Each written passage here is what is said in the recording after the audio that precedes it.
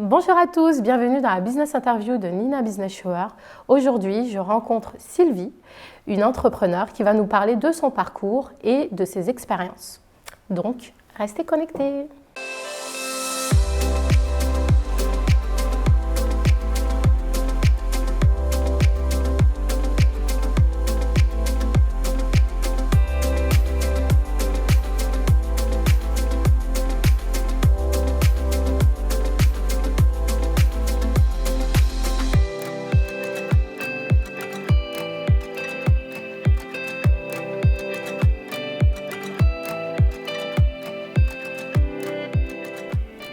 Bonjour Sylvie. Bonjour Nina. Ou je dirais Maison Madrina ou Madrina. Madrina, c'est très bien.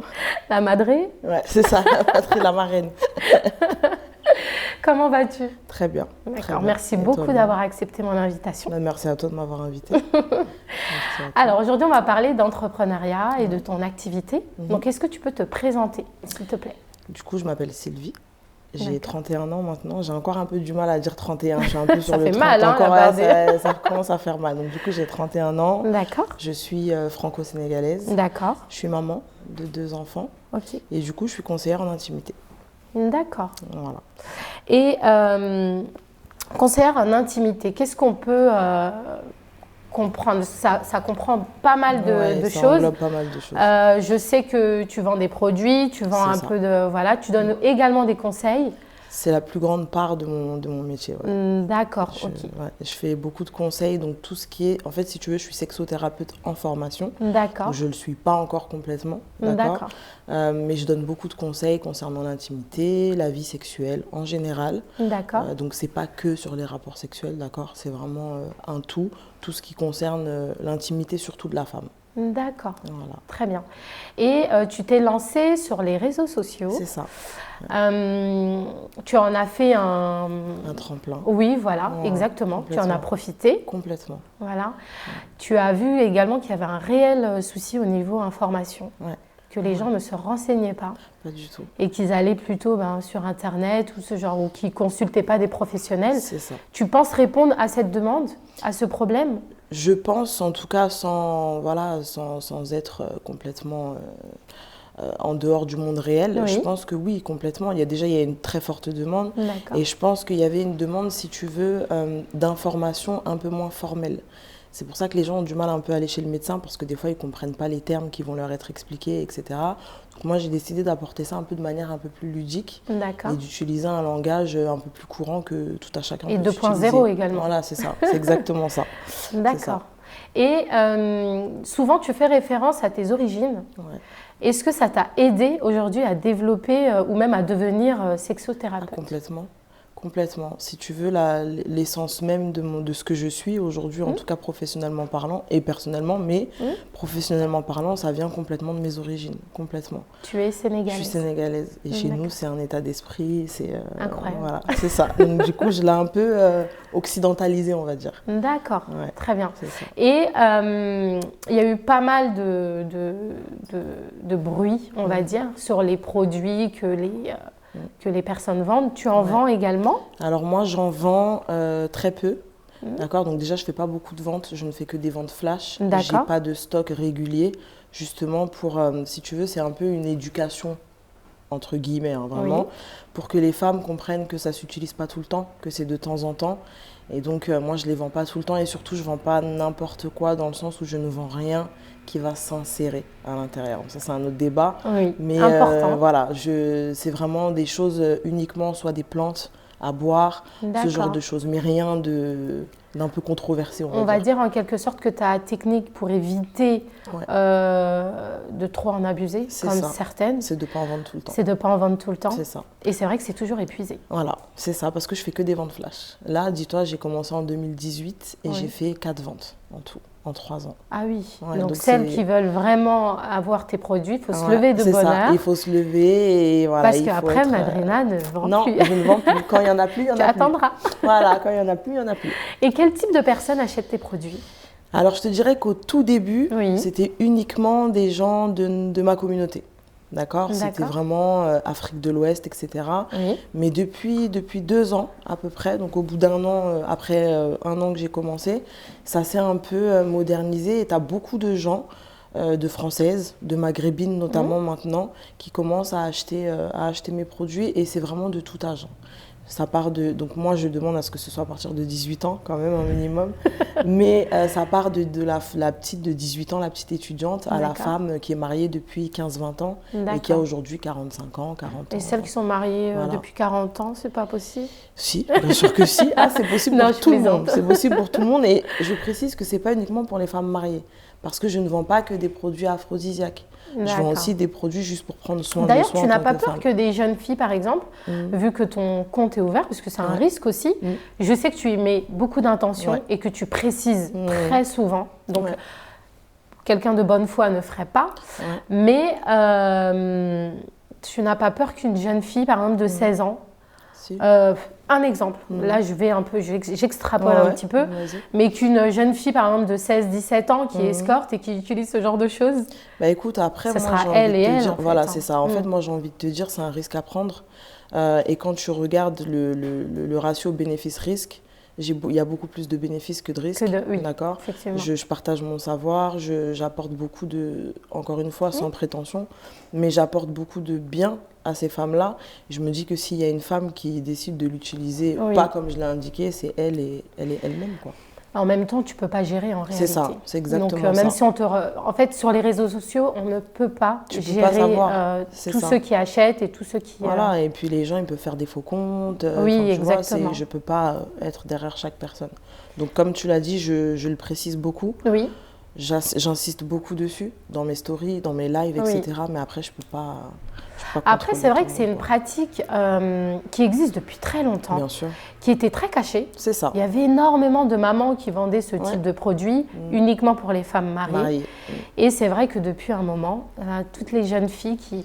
Mais j'ai plus l'impression que ce sont des femmes qui... Alors, j'ai l'impression que c'est héréditaire.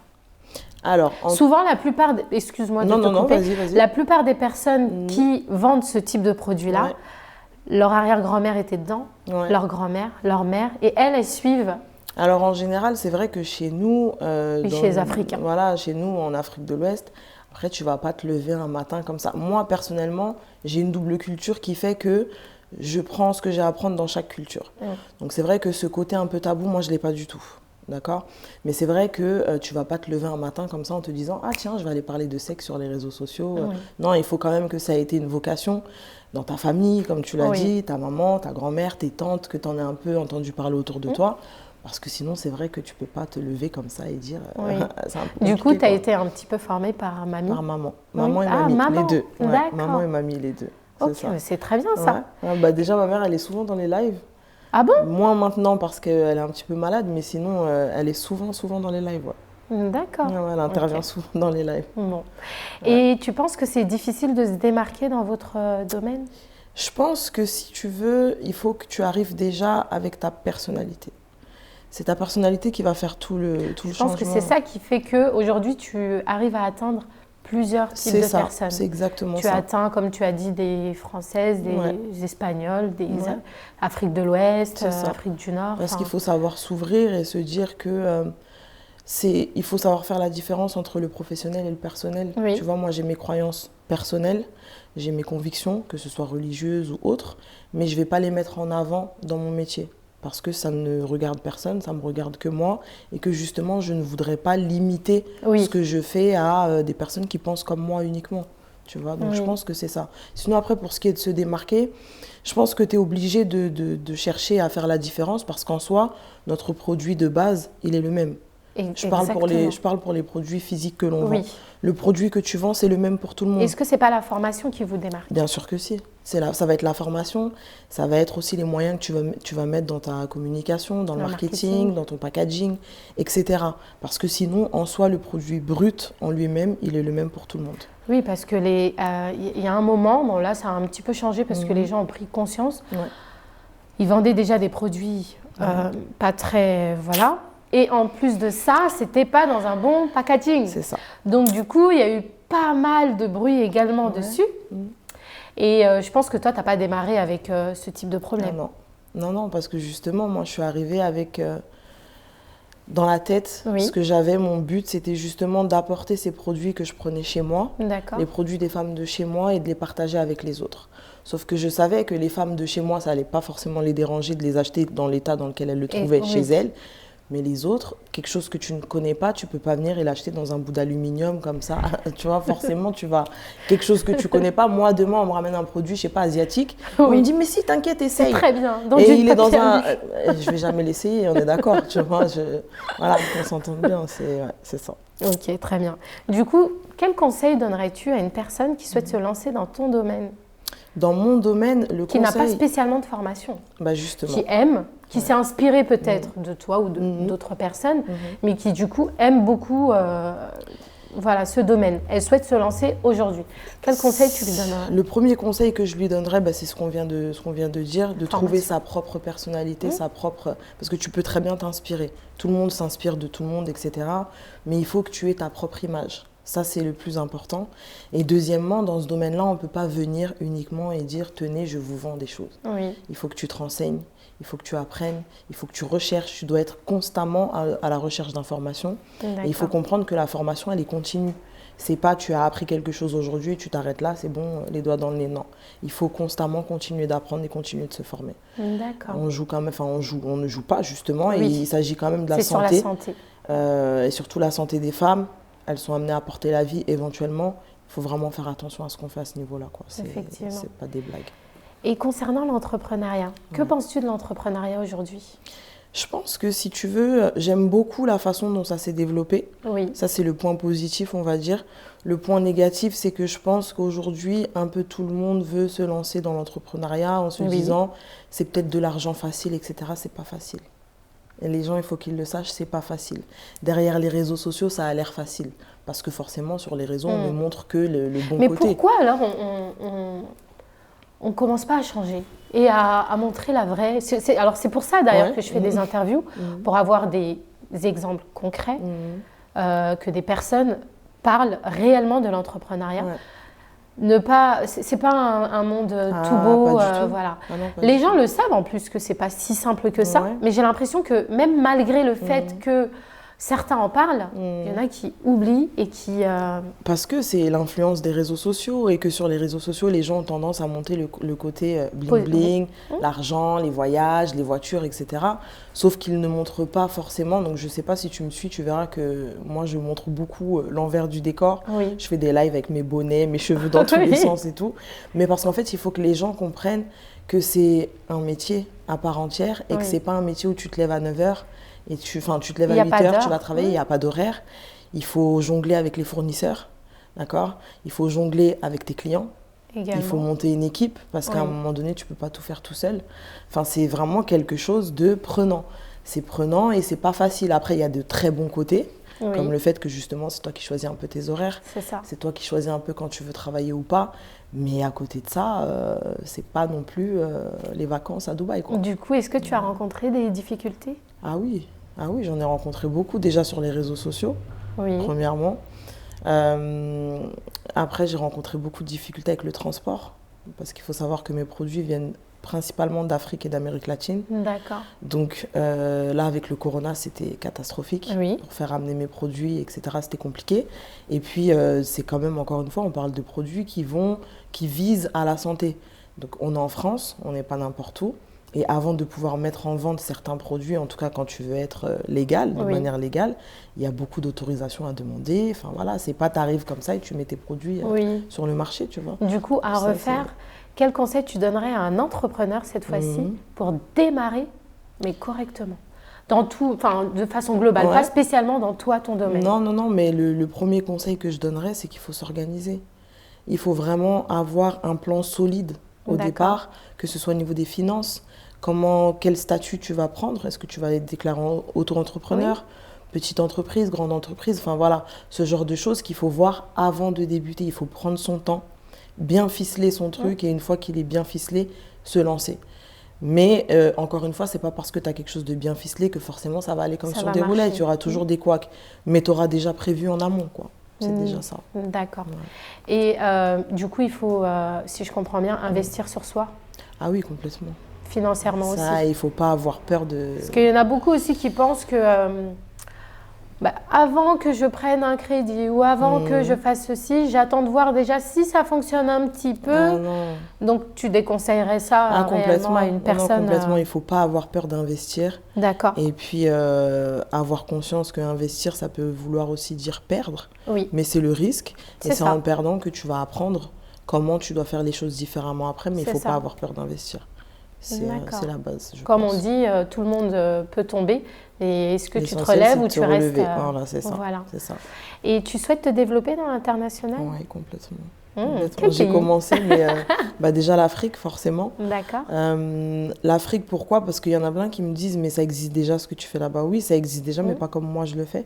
Exactement. Et surtout, j'aimerais surtout en Afrique que les femmes comprennent qu'on ne met pas tout et n'importe quoi, qu'on n'utilise pas tout et n'importe quoi. Et puis après, j'aimerais beaucoup me développer dans les pays anglophones. J'aimerais beaucoup. Londres. You speak English? A little bit. Ok, très bien.